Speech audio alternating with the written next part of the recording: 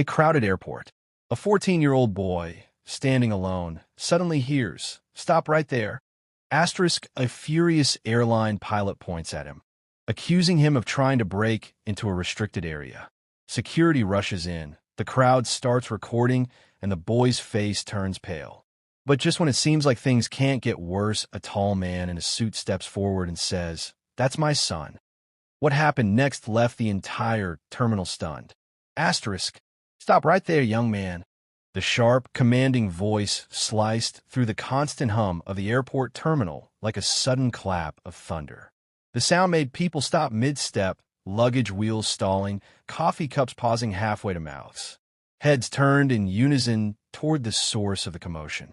Standing in the middle of Gate C-23, a female airline pilot, tall, confident, and brimming with authority, had her finger extended like an arrow, aimed directly at a young black boy who couldn't have been more than 14 years old.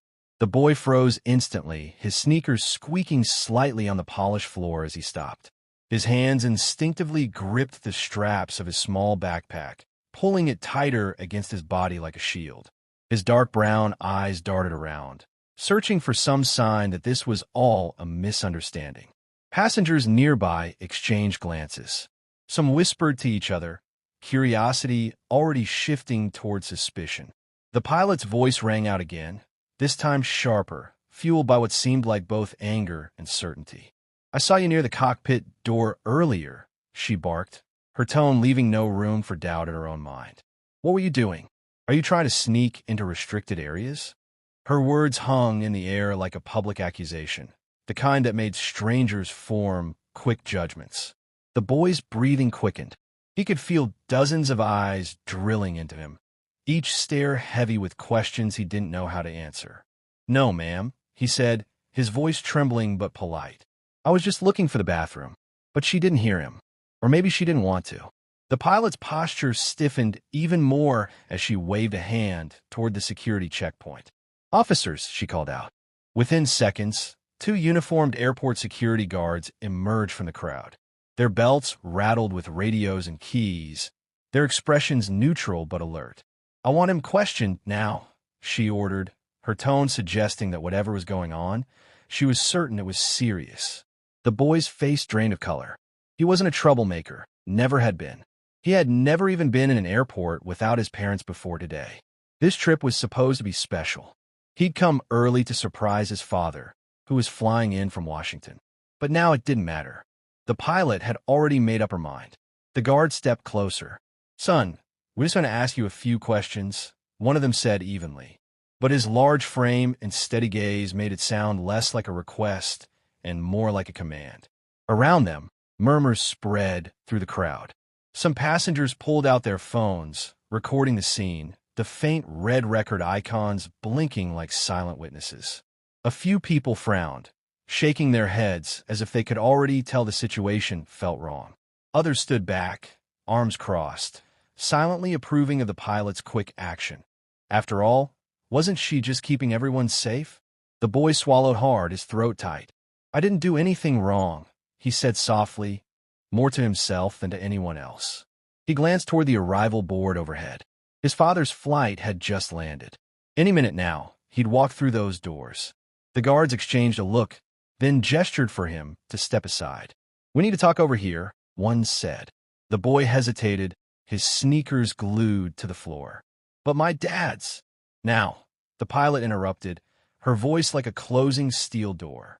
Slowly, he moved with the guards toward a quieter corner of the terminal, away from the crowd, but still within sight of dozens of prying eyes. The pilot followed, her arms folded tightly across her chest, her gaze locked on him as though she were waiting for him to slip up, to reveal some hidden truth she was certain existed. His heart pounded in his ears. He replayed the last few minutes in his mind over and over. He had walked past the gate area, glanced at a door with a little airplane sticker on it, thinking maybe it was a restroom. When he realized it wasn't, he turned back toward the waiting area. That's when she saw him. That's when everything changed. And now, in the space of 5 minutes, he had gone from excited son waiting to greet his father to the center of a tense scene that felt like it could spiral out of control. The crowd's energy shifted. Some were annoyed at the delay, some curious, some clearly uncomfortable. But no one stepped forward to defend him. His backpack felt heavier than ever. He wished he could just vanish into the crowd, rewind time, and start this day over.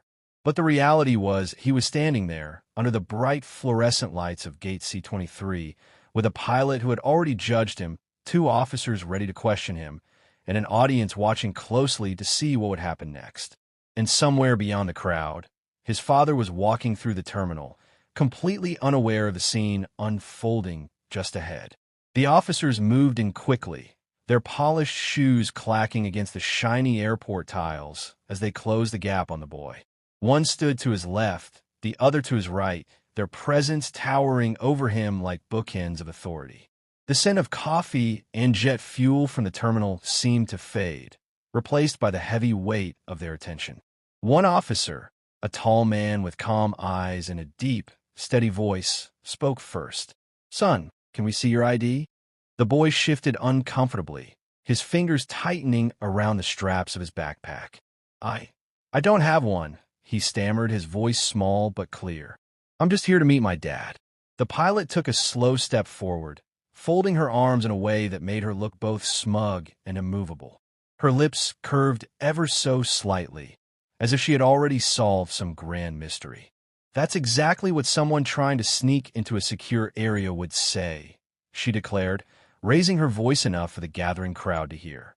Then she turned her gaze on the officers, her tone dripping with authority. "Do your job, officers." That was the spark. A ripple of murmurs spread through the terminal like a small wave. Passengers abandoned their spots in line to get a better look. Some whispered to each other, while others simply stared, their expressions a mixture of curiosity, annoyance, and unease. Phones began to appear, dozens of them, raised just high enough to catch the scene from different angles. The faint clicks and taps of camera apps punctuated the air. Near the back of the crowd, a woman holding a squirming toddler shifted her child to her other hip and shook her head. "Poor kid. He's terrified," she whispered, though whether she meant for anyone to hear was unclear.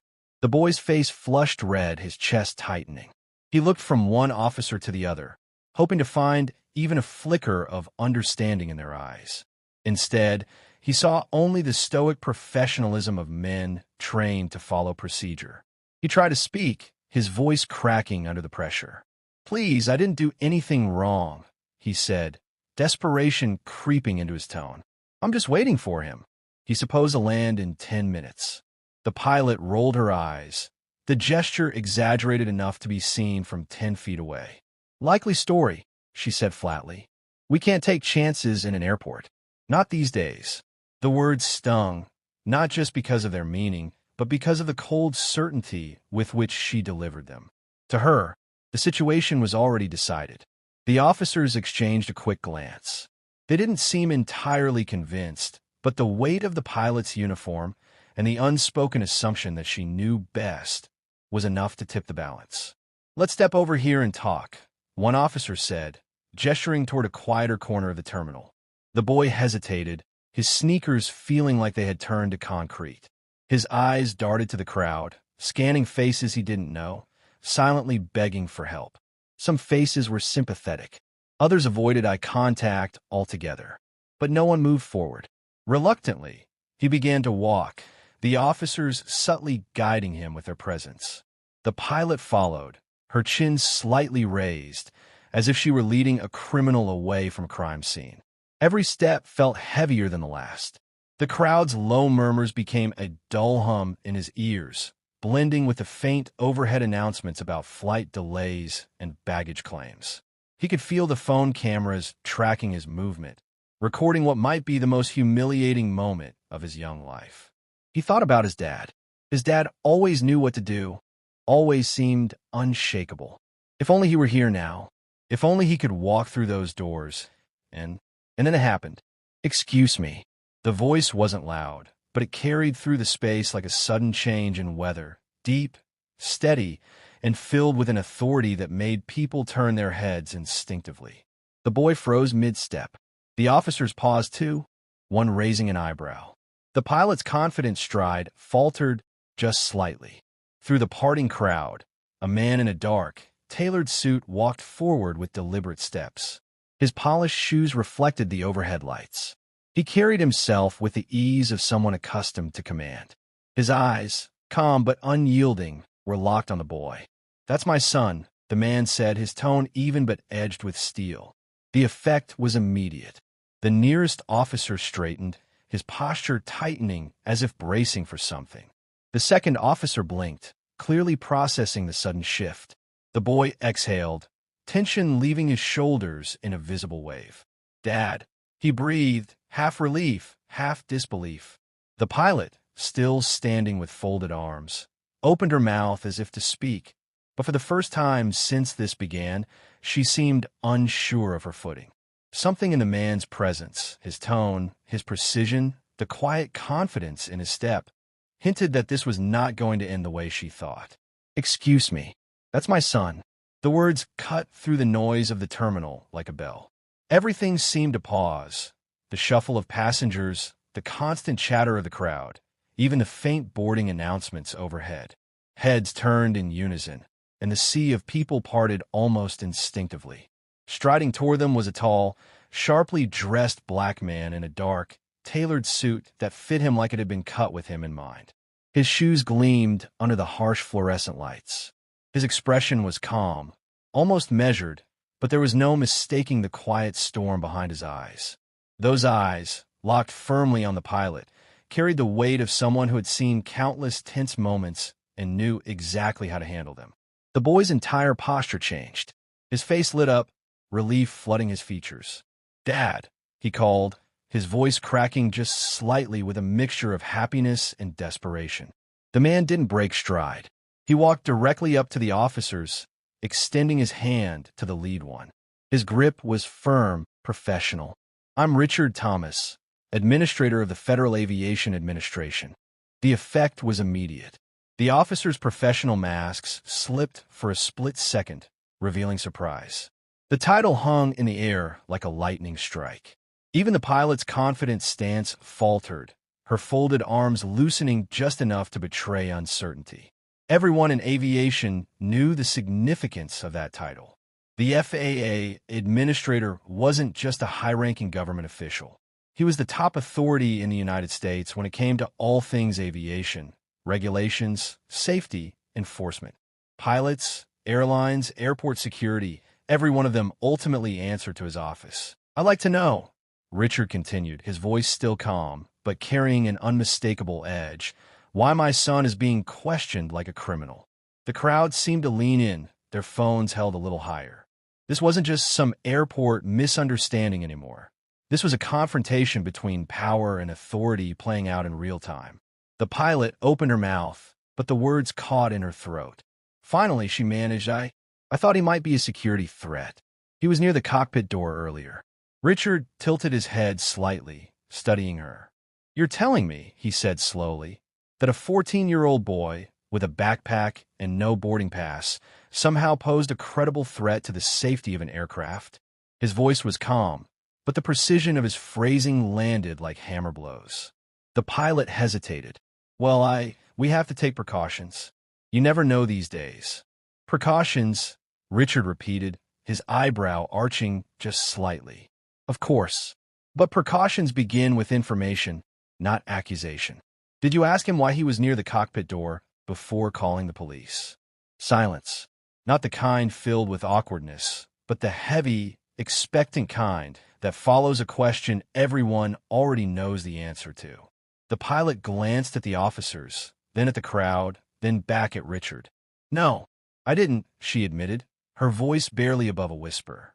From somewhere in the crowd, a soft murmur rippled, half disbelief, half judgment. A man in a baseball cap shook his head. The woman holding the toddler from earlier muttered, "Exactly." Richard took a step closer, his presence filling the space between them. "I oversee the training, certification, and conduct of pilots in this country," he said evenly. "That means I know exactly what's expected of you in situations like this. You are entrusted with the safety of the public, not just in the air, but here on the ground. And that trust requires discernment, professionalism, and respect." He turned slightly, placing a reassuring hand on his son's shoulder. The boy stood straighter, the color returning to his cheeks. "My son was waiting for me," Richard said, projecting his voice just enough for the crowd to hear clearly. He saw a door with an airplane sticker on it and thought it might be the restroom. When he realized it wasn't, he walked away. That was the extent of his suspicious activity. The pilot's eyes dropped to the floor. The officers shifted uncomfortably. The crowd, meanwhile, was completely still, every pair of eyes fixed on the scene, every phone recording. Richard's tone softened, but the weight behind it remained. Security is important. I understand that better than anyone here. But so is judgment. So is humanity. We cannot allow fear or bias to cloud our actions, because when we do, we undermine the very trust we are sworn to protect. The pilot nodded weakly, but didn't speak. Richard looked to the officers. "Thank you, gentlemen. We're done here." They stepped back immediately, no argument in their eyes. Richard guided his son gently through the crowd. People moved aside without hesitation, a few even offering quiet nods of respect. As they walked away, the tension slowly bled out of the terminal, but the moment lingered. The pilot stood frozen, the weight of her actions settling in. Around her, whispers began again, soft but sharp. For the passengers who witnessed it, the scene wasn't just about a misunderstanding. It was about the reminder that respect, fairness, and humility matter, no matter who you are or what uniform you wear. Richard placed a steady hand on his son's shoulder, the gesture both protective and grounding. His eyes softened as he looked down at the boy, but when he turned to address the officers and the pilot, there was steel in his gaze. "Tell them what happened," he said gently. The boy took a breath, his small chest rising and falling as if the air itself felt heavy. He spoke softly, but there was a firmness to his words, a quiet insistence that the truth be heard. "I was waiting at the gate for you, Dad," he began. "I saw a door with a little airplane sticker on it, and I thought it might be the bathroom. When I got closer, I saw it wasn't, so I walked away. Then she started yelling at me." His voice didn't waver, but the redness in his eyes betrayed the strain of the last few minutes. A wave of reaction rippled through the gathered crowd. Gasps cut through the low hum of the terminal, followed by scattered murmurs. One woman let out a sharp, "Oh, come on," while another man muttered, "That's all." The truth, stripped bare, was painfully simple. An innocent mistake turned into a public spectacle. And now that the crowd had the missing piece, it was impossible to ignore how far things had gone wrong. Richard turned slowly, fixing the pilot in his gaze. His voice was calm, but every syllable carried the unmistakable weight of someone accustomed to commanding a room. "In my position," he said, "I've seen the importance of security. I've seen the protocols, the precautions, and the vigilance it takes to keep everyone safe. But I've also seen something else, something just as dangerous as any physical threat. I've seen the damage caused by jumping to conclusions." The pilot stood rigid, her eyes darting briefly toward the crowd, as if hoping for support that wasn't coming. "This," Richard continued, his hand still resting lightly on his son's shoulder, "was not about security. This was about assumption and bias. And it could have been avoided with one simple question, one you didn't bother to ask. Can I help you find something?" The words landed like stones in a still pond, their impact sending ripples of discomfort through everyone within earshot.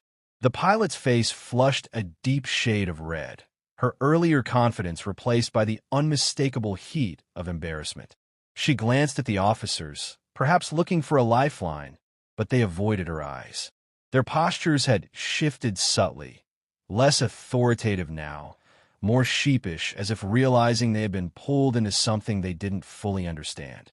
Finally, the pilot spoke, her voice low and unsteady. "I may have overreacted," she admitted. From the crowd, someone let out a quiet, bitter laugh. A man in a baseball cap shook his head and muttered, "You think?" Richard didn't raise his voice, but the quiet firmness in his tone made it even more powerful. "Overreacting is one thing. We've all done it. But humiliating a child in front of a crowd, without cause, that's unacceptable." He let the words hang in the air before adding, "Every passenger, regardless of age or race, deserves respect in this space. I expect better from those entrusted to keep the skies safe." For a moment, no one moved. The hum of the terminal had faded into silence, as if the entire gate was holding its breath. Even the overhead announcements seemed to wait their turn. Richard gave the pilot one last, measured look, not full of anger, but of expectation. Then he turned to his son. "Let's go." They began walking toward the main concourse, the crowd instinctively parting to let them through. Some passengers gave quiet nods of acknowledgement. Others patted the boy on the back as he passed. A woman whispered, "Good for him," under her breath. The officers stayed behind, still standing awkwardly beside the pilot. She didn't meet their eyes. As Richard and his son disappeared into the flow of travelers, the murmurs in the terminal picked up again. People shared the story with each other in hushed tones, shaking their heads at how easily a misunderstanding had spiraled into something far worse.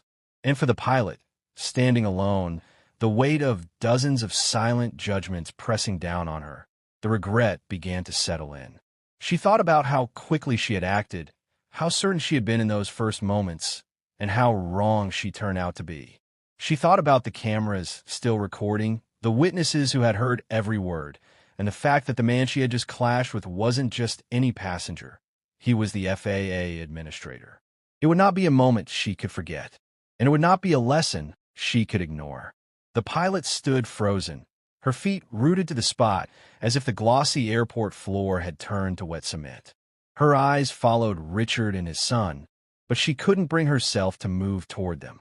The magnitude of her mistake was sinking in fast, pressing against her chest like a weight she couldn't shift. She had not only accused an innocent boy, she had done it loudly, publicly, and with the kind of certainty that left no room for doubt. And now she knew the truth. Worse still, she hadn't just embarrassed herself in front of strangers. She had done it in front of the FAA administrator himself, the man who oversaw her industry, her license, her livelihood. The quiet murmur of the terminal shifted into something unexpected, soft clapping. It started with a man near the back, then a woman in a business suit, then spread in small pockets through the crowd. It wasn't raucous applause, but it carried a message. A voice called out from somewhere in the middle. "That's right." Another from the side. "Treat everyone with respect." The sound was like a slow wave washing over the space.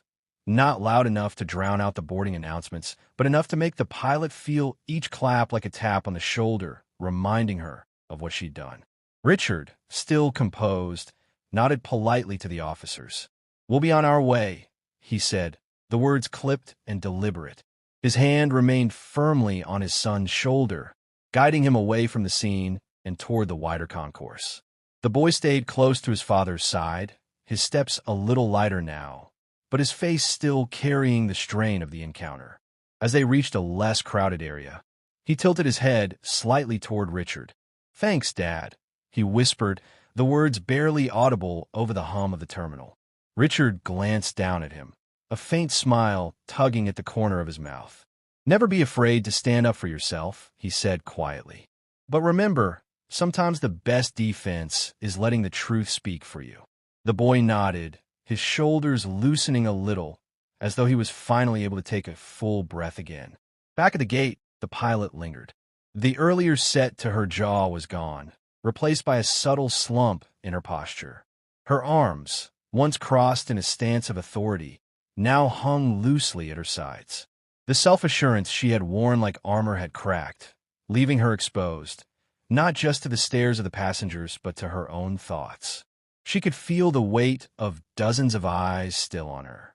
Some were curious, others judgmental, and a few, she suspected, were recording her even now. She imagined the videos already making their way online, clipped in a short burst that captured only her worst moments. Her mind replayed the scene, not from her perspective but from the outside. A teenage boy standing alone, bewildered and scared, while she, uniform crisp, voice sharp, accused him without pause. She hadn't asked a single question. She hadn't considered a single other possibility. She had gone straight to suspicion, and now the whole world, or at least everyone in Gate C-23, knew it. She thought about Richard's words, about assumption and bias, about the responsibility that came with her role. She had always considered herself diligent, a professional who put safety above all else. But in that moment, she had confused safety with snap judgment, and she had done it in front of the very man who set the standards for her profession. The crowd began to thin as people returned to their seats or went back to scrolling through their phones, but a few passengers lingered, still glancing her way. She avoided their eyes, pretending to check her watch, then her phone, anything to break the contact. Across the terminal, she caught one last glimpse of Richard and his son before they disappeared into the moving stream of travelers. The boy looked calmer now, talking softly to his father. Richard walked with the quiet confidence of someone who didn't need to raise his voice to be heard. The pilot's chest tightened. She knew she'd be thinking about this day for a long time. Not because of the embarrassment, though that was real enough, but because she had been given a mirror to see herself in a moment she wasn't proud of. And as for the crowd, they wouldn't soon forget it either. They had witnessed more than a misunderstanding. They had seen an important truth laid bare in real time. They had watched as authority met accountability, as power was used not to intimidate, but to protect. Some would go home and tell the story to their families. Others might share the video they captured. But all of them, in one way or another, would remember the moment a boy stood silently, a father spoke calmly, and an entire terminal learned that respect should never depend on appearances. If you enjoyed this story and believe everyone deserves respect, hit that like button. It really helps the channel. And don't forget to subscribe and turn on the notification bell so you never miss more powerful stories like this one. Thanks for watching, and I'll see you in the next video.